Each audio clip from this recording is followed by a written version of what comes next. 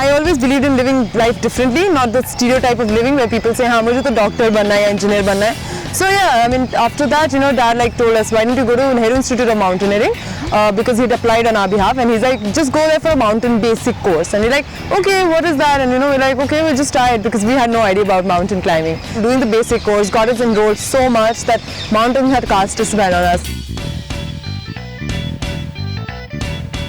When we went to the Gangotri Glacier, there was a peak called Mount Rudugera, which is 5819 meters, and that was the first exposure to actual climbing, like when you go in an expedition style.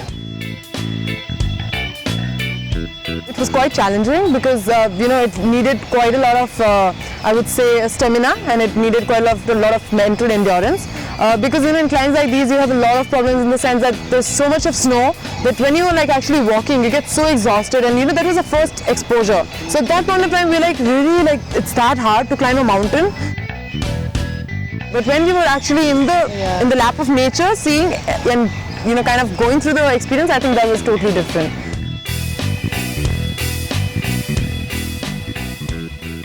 We've been hit by a snowstorm, and it really snowed really horrible yesterday. We are right now inside the kitchen tent.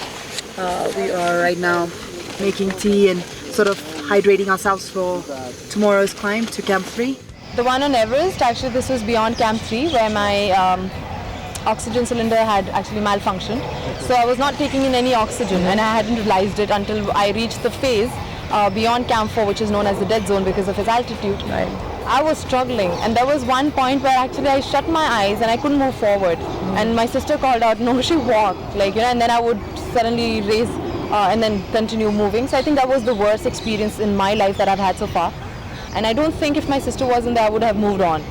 It was just so pathetic. I mean, I was in such a terrible state. There was one point I was like, I'm going down, dude, nothing doing. I can't really endure anything beyond this. That's true. Then she kept me going. She's like, no, dude, this is what we've decided to do together.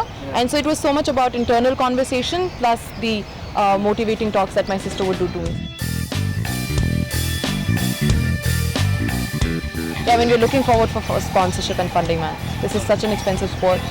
Without this, I don't think we can really survive. Because until now, it was all parent savings, so we exhausted all of that. But now if we get in, then we're just on the mission, right?